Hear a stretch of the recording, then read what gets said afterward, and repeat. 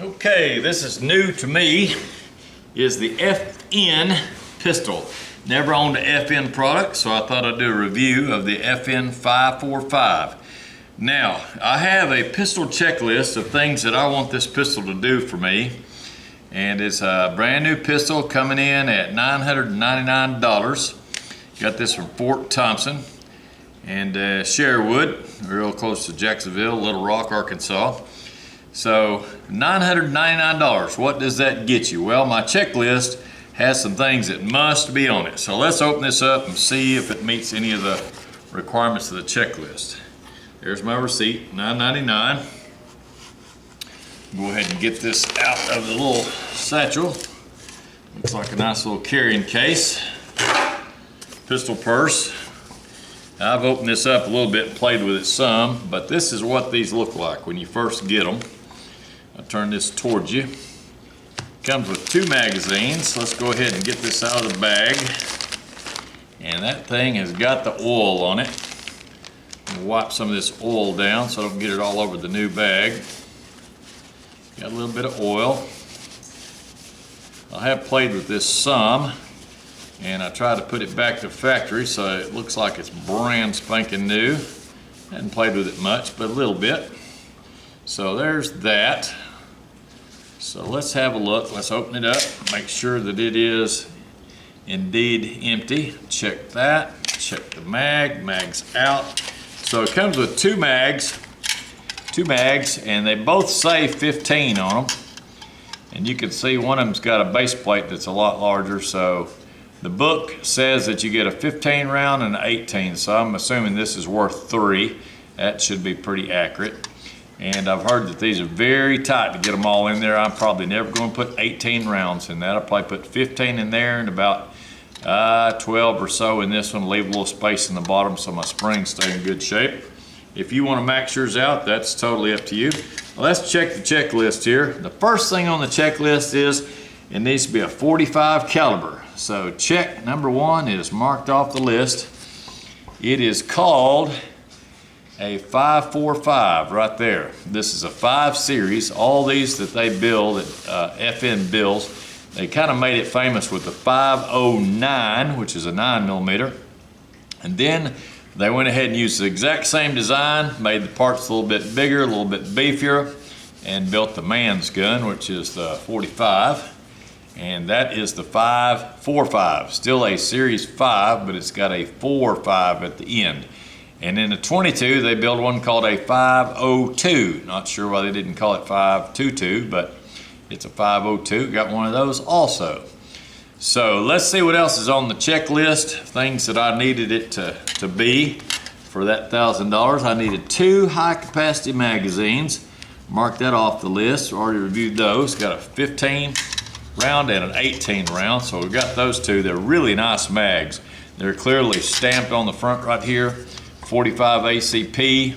They're nickel or chrome coated. They're steel. I like that instead of the plastic ones like Glock has. I like a steel magazine. So we'll put these aside for right now. Keep them over in the box. Let's see what else. It needs to have dovetail steel sights, front and rear. Let's check that. Yes, it has that. Still got a little oil here. Keep getting that oil off. It has heavy duty tritium. I believe these are a name brand of night sights. So it's got night sights. They are dovetail. That's Trigicon is the one that builds that. That's a good quality night sight. Those are worth $100 right there. So it's got the good tall front sight. It's got the tritium bead that glows in the dark. This is serrated to keep any glare down. It is dovetail, so that can be shifted back and forth as you need to adjust it. This one in the rear is the tall sights, and it is also steel, and it looks like they are in, can't really tell if there's a dovetail. I believe there is a dovetail there, but those are fantastic sights. They have a really nice look to them. These wings that you see on either side are part of your cover plate for your optics. So if you do change out your optics, your rear sight stays in place, but these wings go away. They are part of this overall plate. A couple of torque screws there, you pull that off and put your optics. And it is designed with the tall sights like that to be able to co-witness with your sights. And also these are suppressor height, so you can look over if you've got a suppressor screwed on. So let's keep going down our checklist here. Dovetail steel sights front and rear, got that. That was a must-have. Optic ready slide. Yes, it has that, and that's a very nice feature. And I believe this came with in the bag here. Let's see. Yep, it did. I've read about this. It comes with mini kits, and I'm definitely not going to take those apart until I look at the instructions very carefully and figure out which one it is that I have. It's an RMR type of a sight, so I'll match it up to one that's an RMR, and it's going to fit just fine for that plate. So anyway, here's the adapter plates. We've got those, got the screws for them. I've heard don't cut these open, don't do anything until you're sure which one. I'll have a nice little stainless steel bowl or a white paper plate or something where I can lay these parts out and do that like a surgeon with bright light. So it does have that. That's machined out. This is one of the lowest cuts made on the industry so that your sighting system, mine is not a red dot, it's the Vulcan type that has a big, large, I think it's 105, 150 MOA circle, and then it's got a green little Vulcan V that is your aiming point. But that'll bolt right in there. So that, we mark that off the list. It has optic ready slide, low cut, light laser rail. See if it's got that. Yes, it has that right up front. That's a mil spec type, and that's already cut in there. They've got the serial number that's right there. That's in the frame, in the steel frame, and they make that where you can read it. It even has one of those small micro dot deals that you can scan with a camera, and probably will give you that code also. But that's very heavy duty. It's got 1, 2, 3, 4 female cutouts in that for your sight to go on. That way, or excuse me, laser and light to go on. I say sight, a laser is a sight. And it will clip where you get your controls back here and be able to hit them real easy on either side of the trigger guard. So that, it has that criteria. Met that, light and laser rail, done. I need the lower to be polymer. That polymer lower is for weight reduction and I like the polymer. It's main thing is weight reduction, good strength, nothing to rust, nothing to go wrong with it. As long as you don't put it in a campfire, you're in good shape. And so that met that criteria. Polymer lower. It has to have a cold hammer forged barrel with conventional rifling. And I looked this up. I called the company and talked to them. This is not the polygonal rifling that Glock uses and Walther uses a polygonal. This is a cold hammer forged, which means they put a carbide bit inside there, and then it gets hammered down around that bit, but they use conventional rifling.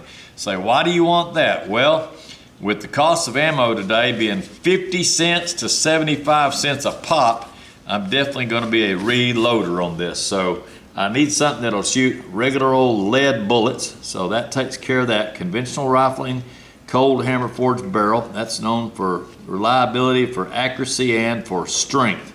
It won't wear out anytime soon.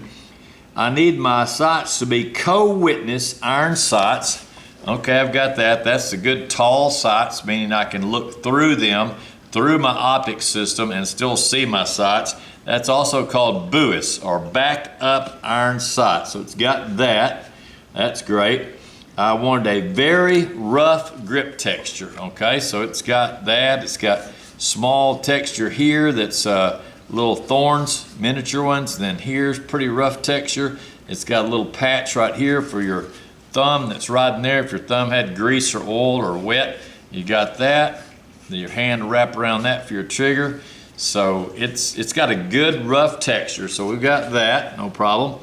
Also wanted forward and rear cocking serrations. Now, on a classic 1911, I prefer not to have them on the front just because it's more beautiful to have a slick nose on the slide of a 1911. But when you get into a modern gun like this, I prefer having the cocking serrations on the front, because one of the things it helps you with, you want to do a press check, get your finger in a good safe position, You can come up here like that, do a quick press check.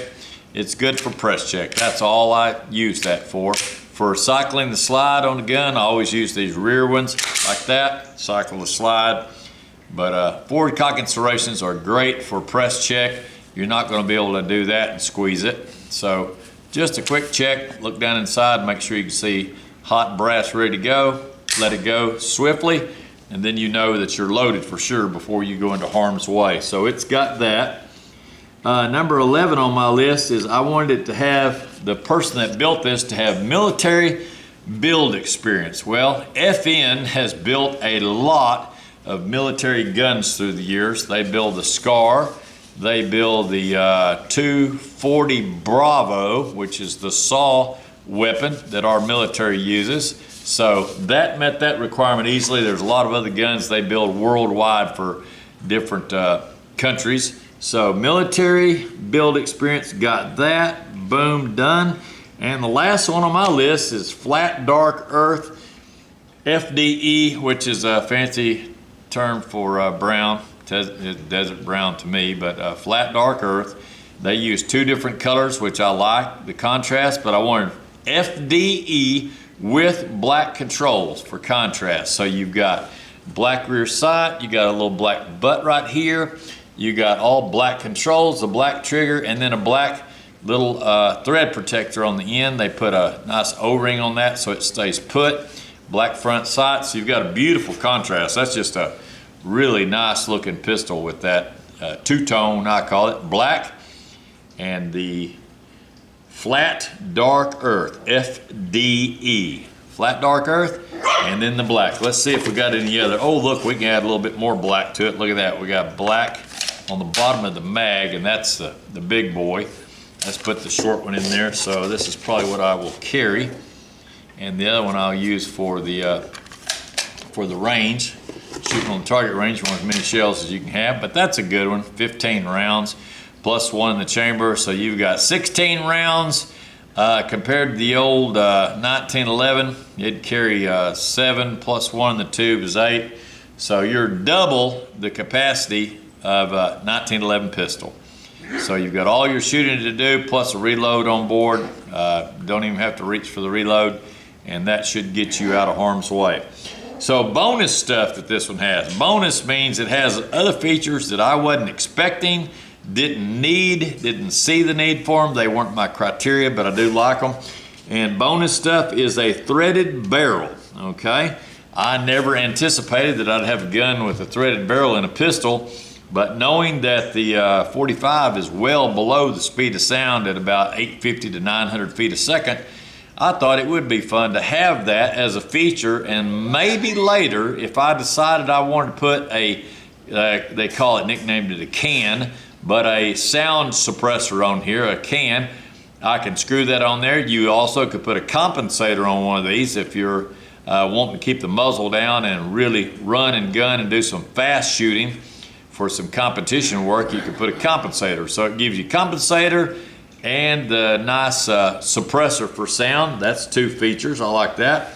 Another one that's a bonus for me is ambidextrous controls. Some people really go crazy over ambi control. The only thing I could think of on that is if my right hand did get injured, I could still use my left hand and hit the functions and hit the slide release. I could hit the mag release with this hand. But overall, I'm not a big, not overly thrilled if someone says, oh, it has all ambidextrous, you can do this and do that and do this and do that, all with both hands. That's fine, but really the people that are more interested in ambi is left-handers, because the world is set up for a right-hand world, and that gives them some preference that they've got the same type of controls that everybody else has on their side that they enjoy. So that's what that's about. And then the last feature that is one that I didn't expect, that is a stainless steel slide. This finish is a special vapor finish that they put on there, and it's supposed to be real durable. I haven't got into the chemistry of how they do that, but it matches into the substrate. It's not just paint, and it's a very hard surface, and it's supposed to be really good. Time will tell. I'll do some testing on that. I don't want to try to wear it off, but just holster, normal holster wear and tear. We'll see if anything starts to shine up or show through. But stainless steel is nice because even if the finish comes off, I'm not going to baby this. It's not going to be a gun safe gun queen. This is going to be shot on the farm a lot. I'm going to use it for target. I'm going to use it for everyday carry. This is my EDC. As soon as I get that optics put on there, I will get them broke in, sighted in, and we will be using this as EDC. So fantastic gun. Everything I've read about reliability seems to be great on these. They're a great gun. So we'll be doing some shooting with this soon. But that is our quick review pistol checklist. It met all 12 of my items with 3 bonuses that I didn't even expect or need. So looking forward to shooting this. We'll be doing that this afternoon and trying it out. The trigger on it feels good. It has a good take up, and then it feels like it's about 5.5, 6 pounds like a Glock, but it definitely breaks a lot cleaner, a lot better than a Glock pistol does. It is not as good as a 1911, but it's pretty crisp. A little bit of break-in, I'm sure, will help that. So thank you very much for watching. Please click on that like and subscribe. Hope you enjoyed this quick unboxing of the nice 545 Tactical because it's got a place to put that nice suppressor on there. I think that's one of the things make it tactical, and the special sight system to be able to put the rear sights on there, the optics. So thanks for watching, and we'll see you on the next video. Over and out for now.